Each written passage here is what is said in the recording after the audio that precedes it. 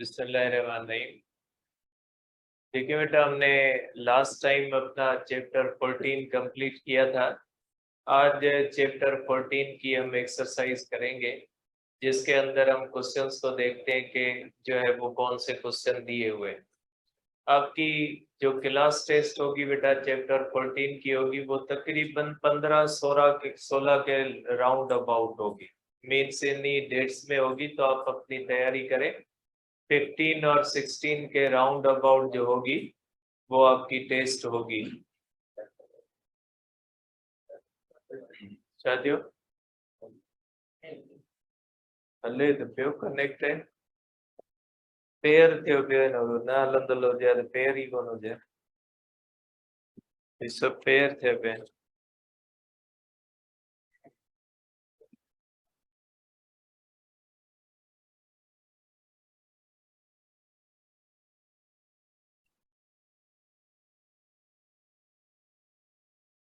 तो देखिए बेटा, ये आप अपनी टेस्ट की तैयारी करना शुरू कर दें। क्लास टेस्ट होगी आपकी फिजिक्स की।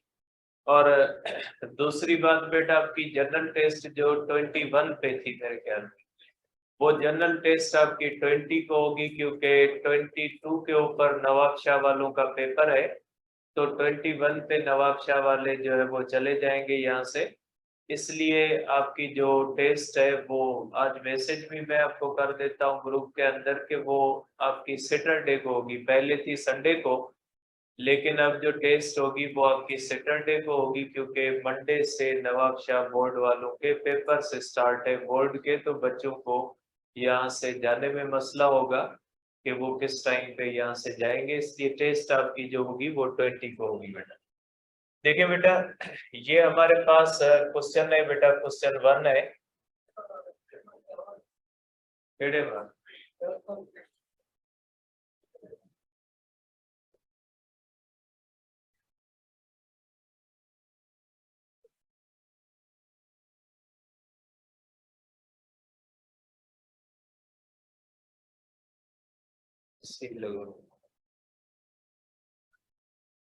तो देखिए बेटा, इसके अंदर क्वेश्चन जो है वो 1 और 2 साथ में है बेटा। तो क्वेश्चन नंबर 1 के अंदर कहा गया, आप देख सकते हैं बेटा, क्वेश्चन नंबर 1 के अंदर कहा गया horizontal straight wire 5 centimetre long बेटा। यहाँ पे कहा गया है कि एक हॉरिजॉन्टल वायर है जिसकी लेंथ है 5 सेंटीमीटर।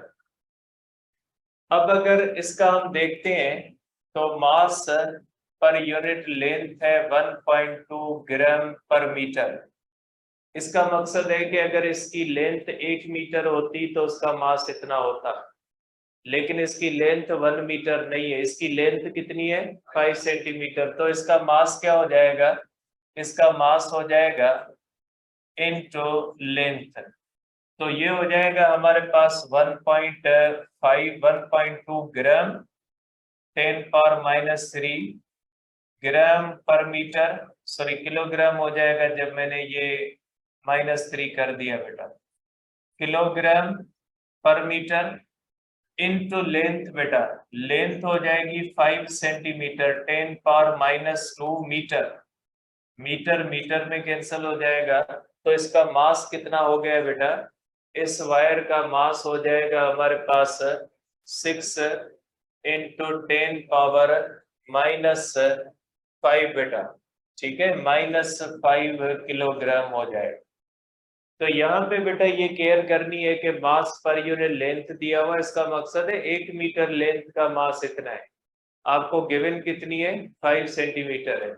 अब देखिए बेटा, रेजिस्टेंस है, रेजिस्टेंस पर यूनिट लेंथ दी गई है 3.8 ओहम पर मीटर। ये भी ऐसे ही है कि अगर इसका पूरा 1 मीटर होता तो इतनी रेजिस्टेंस होती, लेकिन आपके पास कितना है, आपके पास सिर्फ जो है वो 5 सेंटीमीटर है। तो 5 सेंटीमीटर की रेजिस्टेंस हो जाएगी, resistance into length is equal to हो जाएगा बेटा 3.8 इंटू 5 सेंटीमीटर 10⁻²।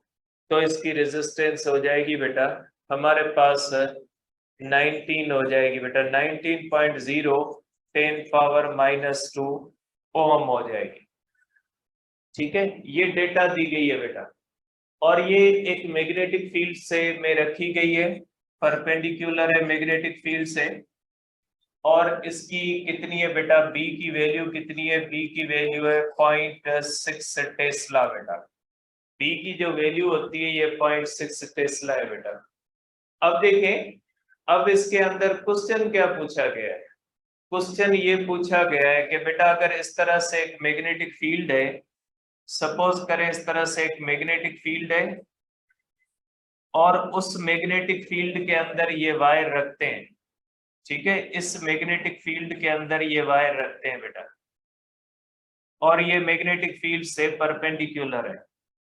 अब अगर इस वायर में हम इस तरह से करंट गुजारते हैं बेटा, अगर हम इस वायर से करंट गुजारेंगे, प्लस और माइनस देंगे बेटा, तो करंट का डायरेक्शन ये होगा बेटा, और करंट के डायरेक्शन की वजह से इसके ऊपर मैग्नेटिक फोर्स अपवर्ड लगेगी बेटा, मैग्नेटिक फोर्स अपवर्ड है और वेट डाउनवर्ड है बेटा। तो आपको बताना ये सेल्फ सपोर्टिंग कब होगी। सेल्फ सपोर्टिंग का मकसद है इसके ऊपर वेट और मैग्नेटिक फोर्स दोनों इक्वल हो, क्योंकि जब ये इक्वल होंगे तो न ये वेट की वजह से नीचे आएगी, न मैग्नेटिक फोर्स की वजह से ऊपर जाएगी। तो आप कहोगे कि इसके अंदर कहा गया है magnetic force is equal to कितनी होनी चाहिए बेटा, वेट के बराबर। तो आप करोगे मैग्नेटिक फोर्स इसके ऊपर हो जाएगी बेटा B I L sine theta is equal to weight बेटा। और आपसे पूछा क्या गया है कि ये जब हम करंट देते हैं तो ये पोटेंशियल कितना होना चाहिए, जब मैग्नेटिक फोर्स बराबर होनी चाहिए वेट के। पोटेंशियल बताना है कितना है बेटा।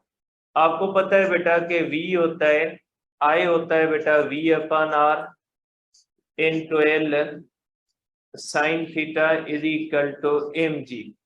तो V हो जाएगा बेटा mg R अपन हो जाएगा बेटा BL साइन थीटा। तो ये फार्मूला आ जाएगा बेटा। इस फार्मूले के अंदर अगर आप डेटा रखोगे तो आपको मिल जाएगा कि इसका पोटेंशियल कितना होगा। ठीक है, अब आ जाते हैं बेटा सेकंड क्वेश्चन पे। सेकंड क्वेश्चन के अंदर कहा गया cathode ray tube is set up horizontally with its axis north south surrounded by magnetic shield. If the voltage across the tube is 900 volts, the distance from the electron gun to the screen is 10 centimeter, and vertical component of Earth's magnetic field is 0.45 10 power minus 4 Tesla. Calculate how much the spot on the screen will move when the magnetic shield is removed.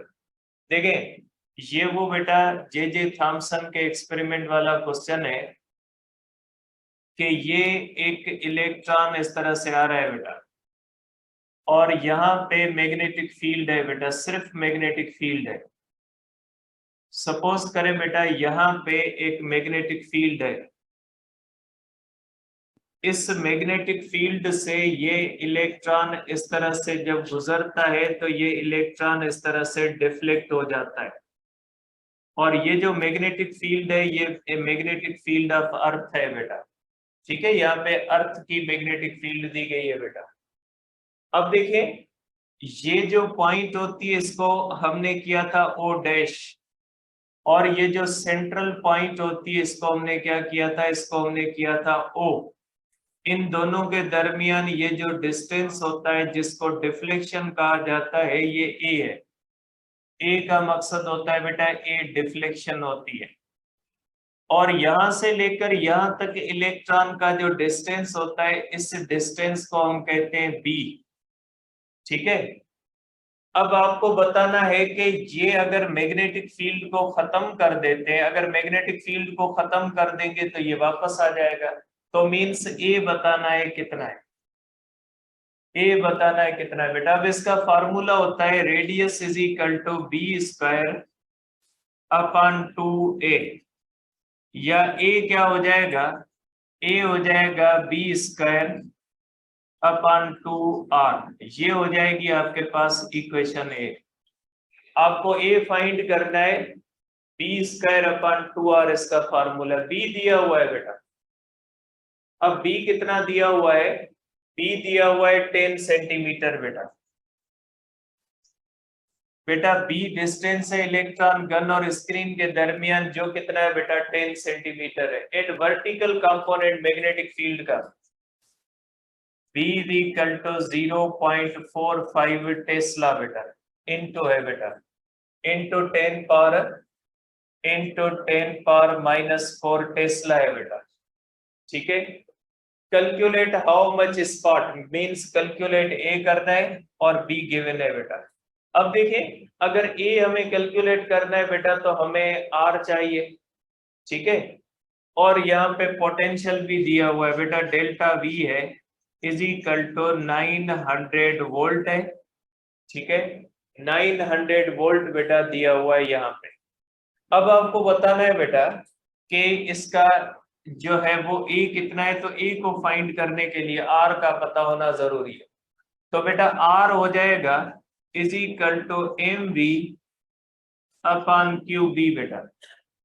ठीक है, are का पता लगाने के लिए आपके पास we होनी चाहिए बेटा वेलोसिटी। आपके पास वेलोसिटी नहीं है बेटा। ठीक है, चार्ज आपके पास है बेटा, चार्ज ऑन इलेक्ट्रॉन होती है बेटा 1.6 इंटू 10 पावर -19 कूलम होती है बेटा। अब आर फाइंड करोगे तो वी नहीं है बेटा। आपको पता है बेटा कि काइनेटिक एनर्जी होती है वर्क के बराबर वर्क होता है क्यू डेल्टा वी के, तो ये हो जाएगा half m v square is equal to q delta we.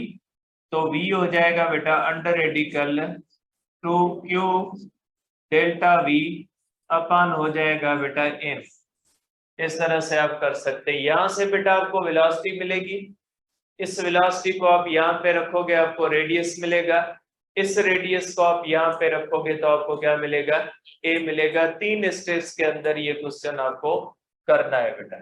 ठीक है, अब आ जाते हैं बेटा हमारे पास नेक्स्ट क्वेश्चन पे। देखिए ये थर्ड क्वेश्चन है। देखिए ये थर्ड क्वेश्चन है। इस थर्ड क्वेश्चन के अंदर क्या कहा गया बेटा कि what is the flux density. Question number 3 के अंदर पूछा गया है बेटा कि फ्लक्स डेंसिटी क्या है बेटा। क्वेश्चन नंबर 3 के अंदर पूछा गया है कि फ्लक्स डेंसिटी कितनी है बेटा। और फ्लक्स डेंसिटी क्या होती है बेटा, फ्लक्स पर यूनिट एरिया, ये होती है फ्लक्स डेंसिटी बेटा।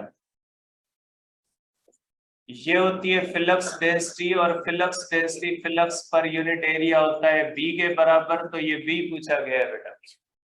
और ये कहा गया इसका एक पार्ट है बेटा।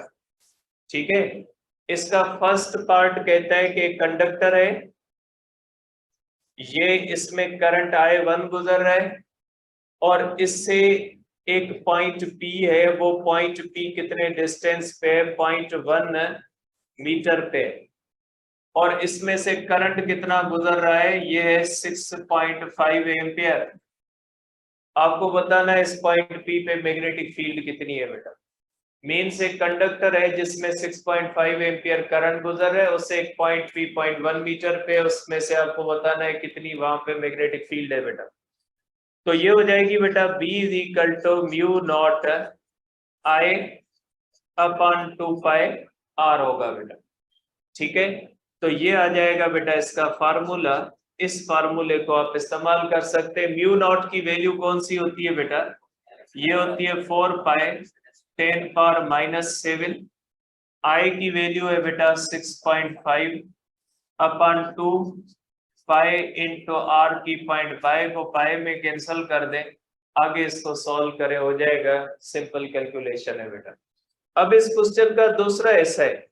इस क्वेश्चन का दूसरा हिस्सा कहता है कि इस कंडक्टर की साइड में एक और कंडक्टर हमने रखा, दोनों कंडक्टर के दरमियान डिस्टेंस है 0.1 मीटर बेटा।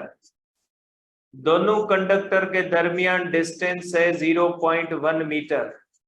अब ये दोनों कंडक्टर एक दूसरे के ऊपर फोर्स कितनी लगाएंगे, ये फार्मूला भी मैंने आपको करवाया है। फोर्स हो जाएगी mu not I1 I2 L sine theta upon 2 pi R। अब देखिए इसमें जो वर्ड इस्तेमाल किया गया, find force per unit length, इसका मकसद है लेंथ कितनी रखोगे, 1 मीटर रखोगे, ठीक है। अब इसके अंदर तीसरी बात कही गई है, तीसरी बात कही गई है कि डिफाइन एम्पियर। देखिए बेटा इसमें कहा गया डिफाइन एम्पियर। आपको पता है बेटा एम्पियर का मकसद है अगर दो कंडक्टर हो, I1 है I2 है, इनके दरमियान डिस्टेंस 1 एम्पियर हो और ये एक दूसरे के ऊपर फोर्स लगाए 2 इंटू 10⁻⁻7 न्यूटन, तो हम कहेंगे दोनों में करंट कितना गुजरता है, 1 एम्पियर गुजरता है। तो अगर दो कंडक्टर्स हो, दोनों कंडक्टर के दरमियान डिस्टेंस कितना हो, 1 एम्पियर हो, और दोनों को कितने किस में रखें, स्पेस में, मींस दोनों के दरमियान कोई भी मीडियम ना हो, फिर दोनों एक दूसरे के ऊपर फोर्स लगाए, और वो कितनी फोर्स लगाए, 2 इंटू 10⁻⁻7, फिर चाहे वो अट्रैक्टिव हो चाहे रिपल्सिव हो, हम कहेंगे इसमें भी 1 एम्पियर है और इसमें, दोनों में कंबाइंड नहीं, अलग अलग, हम कहेंगे उसमें भी 1 एम्पियर है उसमें भी 1 एम्पियर। अब देखिए क्वेश्चन नंबर 4 है, a straight metal rod 50 centimetre long can slide with negligible friction on parallel conducting rails, it moves at right angles to a magnetic field 0.72 Tesla. The rails are joined to the battery of 3 volts and a fixed series resistance of 1.6 ohm. Find the force required to hold the rod at rest बेटा। अब इसमें कहा गया बेटा दो rods हैं इस तरह से, ये आप कह लें कि दो रॉड्स हैं, इस तरह से दो रॉड्स हैं बेटा, और उसके ऊपर एक और रॉड रखी हुई है इस तरह से।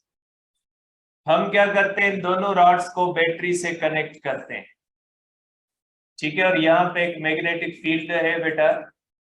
अब अगर इसमें करंट फ्लो करेगा बेटा, ये करंट होगा है, जब ये करंट फ्लो करेगा बेटा तो ये करंट फ्लो करेगा perpendicular to the magnetic field, और इस कंडक्टर के ऊपर फोर्स किस तरफ लगेगी बेटा, इस कंडक्टर के ऊपर फोर्स लगेगी इस तरह से बेटा, ठीक है, इस तरह से फोर्स लगेगी और ये इस तरह स्लाइड करने की कोशिश करेगा, क्योंकि राइट हैंड रूल से देखेंगे बेटा इस तरह से करंट अपवर्ड है, ये मैग्नेटिक फील्ड अंदर है, फोर्स इस तरफ लगेगी। अब हमें ये बताना है कि यहां से हम कितनी फोर्स लगाएं कि हम इसको स्लाइड होने से रोकें। सिंपल सी बात है, जितनी इसके ऊपर इस तरह मैग्नेटिक फोर्स लग रही होगी उतनी ही हम फोर्स लगाएंगे तो ये स्लाइड होने से क्या हो जाएगा, रुक जाएगा। तो हम कहेंगे बेटा कि हमारी अप्लाइड फोर्स जो होनी चाहिए ये बराबर होनी चाहिए मैग्नेटिक फोर्स के, और इसके ऊपर मैग्नेटिक फोर्स कितनी हो जाएगी, BIL sin थीटा, ये आ जाएगा इसका फॉर्मूला बेटा। अब आप देखिए बेटा मैग्नेटिक फील्ड कितनी है, मैग्नेटिक फील्ड है 0.72 टेस्ला, 0.72 टेस्ला है बेटा, ठीक है। The rails are joint to a battery, और इसके अंदर बेटा पोटेंशियल है बैटरी का 3 वोल्ट और इसकी रेजिस्टेंस है 1.6 ओम, ठीक है। तो मैग्नेटिक फोर्स कितनी हो जाएगी बेटा, मैग्नेटिक फोर्स हो जाएगी BIL साइन थीटा, जो हो जाएगी अप्लाइड फोर्स के बराबर, तो अप्लाइड फोर्स हो जाएगी बेटा is equal to B, I हो जाएगा बेटा V/R L साइन थीटा, ये फार्मूला लगेगा बेटा, इसके अंदर डेटा रखोगे तो आंसर आ जाएगा, ठीक है, ये फार्मूला इसका लगेगा, इसके अंदर आप डेटा पुट करोगे।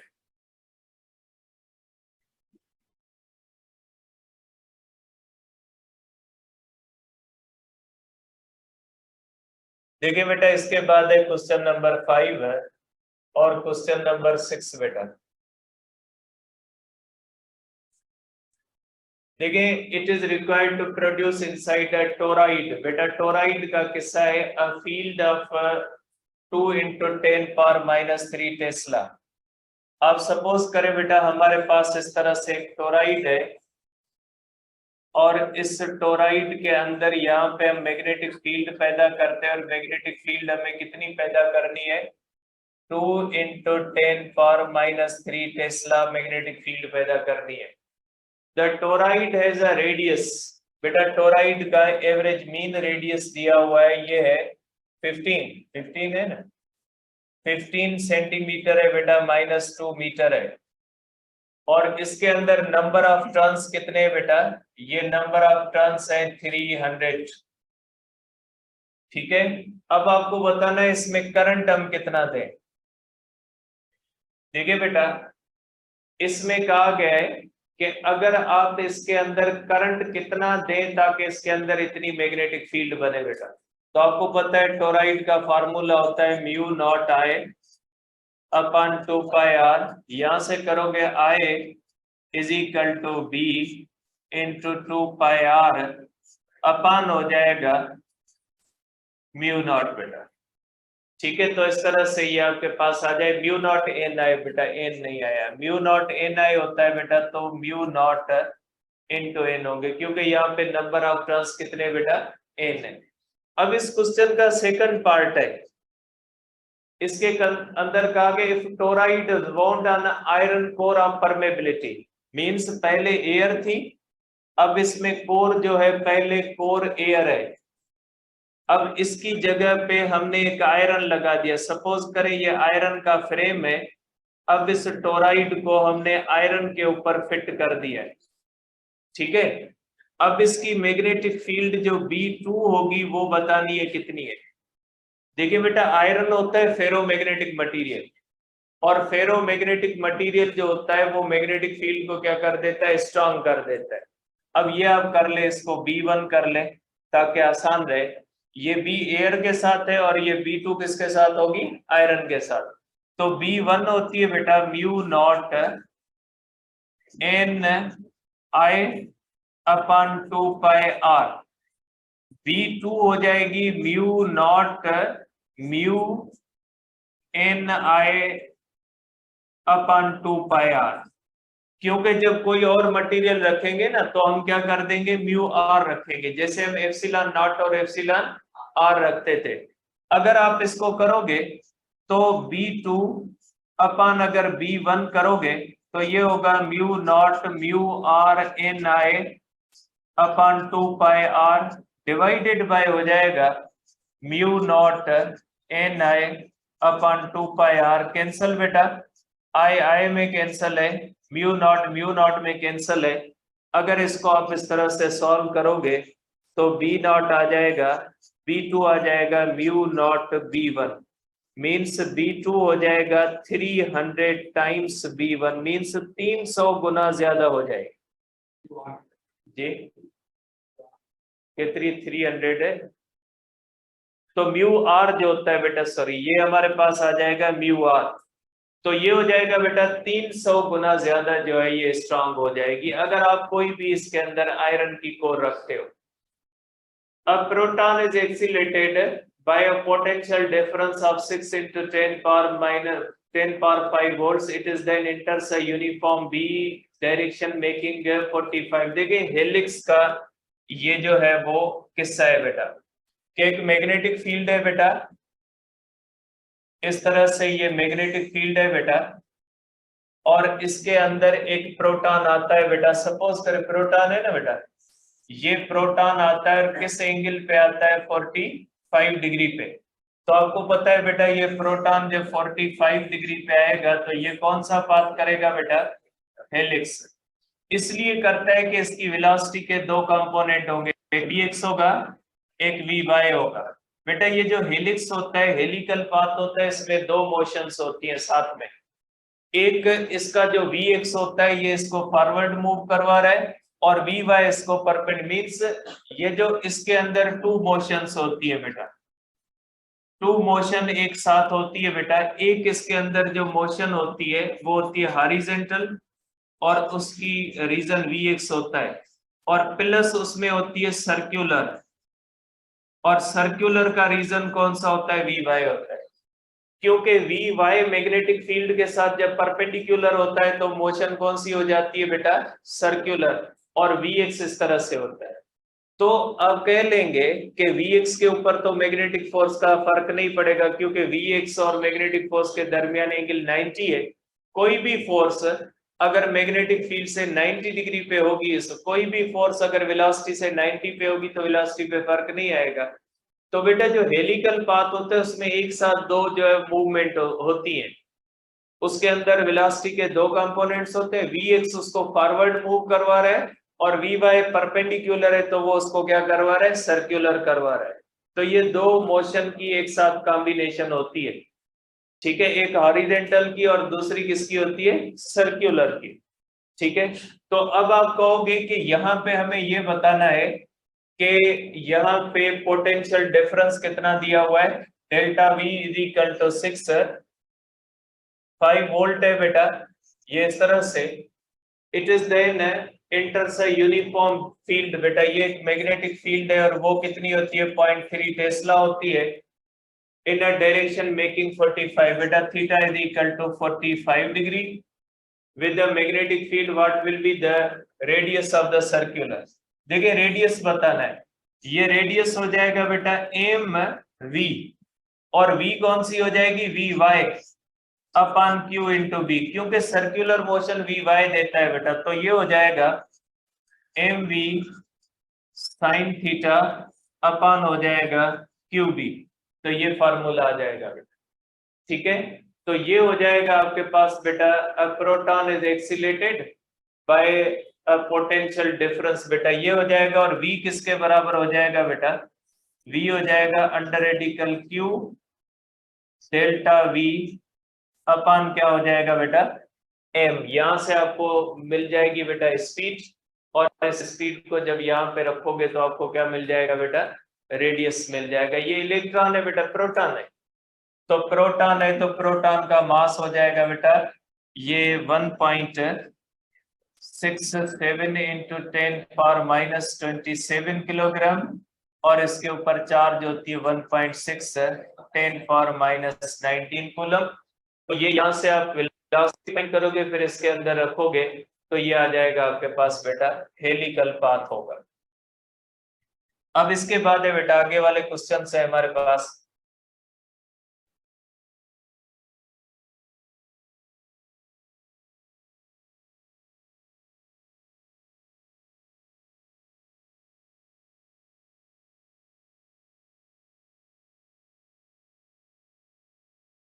देखिए बेटा इसमें 2 parallel metal plate separated by 5 centimetre of air have a potential difference of 220 volts. बेटा सपोज करें बेटा हमारे पास दो प्लेट्स हैं इस तरह से, आप कह ले बेटा हमारे पास दो मेटल की प्लेट्स हैं बेटा, इस तरह से कह ले बेटा, ये वेलोसिटी सिलेक्टर रीजन का केस है बेटा, ये बेटा पॉजिटिव प्लेट है, ये आप कह लें कि निगेटिव प्लेट है, और यहाँ पे एक इलेक्ट्रिक फील्ड इस तरह से मौजूद है, और यहाँ पे एक मैग्नेटिक फील्ड भी मौजूद है बेटा, ये इसके अंदर मैग्नेटिक फील्ड भी मौजूद है, इलेक्ट्रिक फील्ड भी मौजूद है, मैग्नेटिक फील्ड भी मौजूद है बेटा, ठीक है। और दोनों एक दूसरे से क्या है बेटा, परपेंडिकुलर है, और यहां से बीम ऑफ इलेक्ट्रॉन्स जो होता है, बीम ऑफ इलेक्ट्रॉन्स जो होता है, बीम ऑफ इलेक्ट्रॉन्स इससे अनडिफ्लेक्टेड गुजरता है बेटा, अनडिफ्लेक्टेड गुजरता है। अगर अनडिफ्लेक्टेड गुजरेगा इसका मकसद है मैग्नेटिक फोर्स और इलेक्ट्रिक फोर्स क्या होंगी बेटा, बराबर। तो आपको पता है कि इसकी स्पीड किसके बराबर हो जाएगी बेटा, E अपॉन बी हो जाएगी, ठीक है। तो आपको B तो दी गई है, B है हमारे पास बेटा 5 इंटू 10⁻³ टेस्ला। अब इसके अंदर कहा गया है कि पोटेंशियल डिफरेंस कितना है बेटा, इन दोनों प्लेट्स के दरमियान बेटा ये डेल्टा R है, तो पोटेंशियल डिफरेंस है बेटा 220 वोल्ट, और दोनों के दरमियान डिस्टेंस कितना दिया हुआ है बेटा, दोनों के दरमियान जो डिस्टेंस दिया हुआ है वो 5 सेंटीमीटर है बेटा, 5 इंटू 10⁻⁻2 मीटर है बेटा, ठीक है। तो ये आ गया बेटा दोनों के दरमियान डिस्टेंस।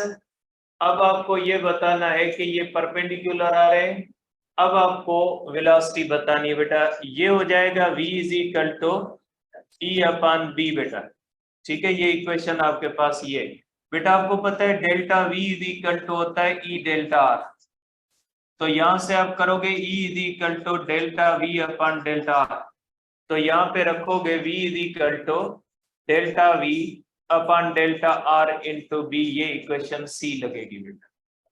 ठीक है, आप इसकी वेलोसिटी को इस इक्वेशन से फाइंड करोगे क्योंकि इलेक्ट्रिक फील्ड डायरेक्ट नहीं दी गई बेटा। अब इसके बाद क्वेश्चन नंबर 8 है बेटा। क्वेश्चन नंबर 8 के अंदर क्या कहा गया बेटा, ये इस तरह से कॉइल है बेटा, इसके दो हिस्से हैं। इसके पहले हिस्से के अंदर कहा गया है कि कॉइल जो होती है बेटा वो मैग्नेटिक फील्ड से पैरेलल है, इसका plane of the coil magnetic field से पैरेलल है। और आपको पता है जब कॉइल का प्लेन से पैरेलल होता है तो उसमें ज्यादा से ज्यादा टॉर्क पैदा होता है। तो आप देखेंगे बेटा इसकी एरिया कितनी है, इसकी एरिया है 2 × 4 सेंटीमीटर स्क्वायर बेटा, is equal to 8 × 10⁻⁻4 metre square. ठीक है, और ये मैग्नेटिक फील्ड है जिसके अंदर मैग्नेटिक फील्ड की स्ट्रेंथ है 0.2 टेस्ला बेटा।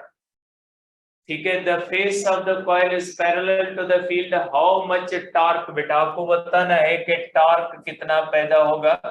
तो बेटा नंबर ऑफ टर्न्स भी दिए हुए मेरे ख्याल में कितने 50 है बेटा, नंबर ऑफ टर्न्स है बेटा 50, और इसमें से करंट कितना गुजर रहा है बेटा 0.5 एम्पियर, इसमें से करंट गुजर रहा है बेटा 0.5 एम्पियर। तो आपको टॉर्क बताना है बेटा, तो क्वेश्चन पहले का टॉर्क होगा बेटा BIAN cos अल्फा बेटा। इसका सेकंड पार्ट है बेटा, सेकंड पार्ट क्या कहता है, जब theta is equal to 60 degree हो तो आपको बताना है थीटा नहीं बेटा ये अल्फा। ठीक है, अगर अल्फा जो होती है बेटा ये 60 डिग्री हो, सॉरी 60 डिग्री हो तो आपको बताना है कि टॉर्क क्या होगा, टॉर्क हो जाएगा बेटा BIAN, ठीक है, cos 60 डिग्री करोगे तो आपको जवाब मिल जाएगा। ठीक है, अब इंशाल्लाह कल इसको आगे डिस्कस करते हैं। टेस्ट जेका थींदी होगी 15 16 जे राउंड अबाउट थींदी तैयारी करियो।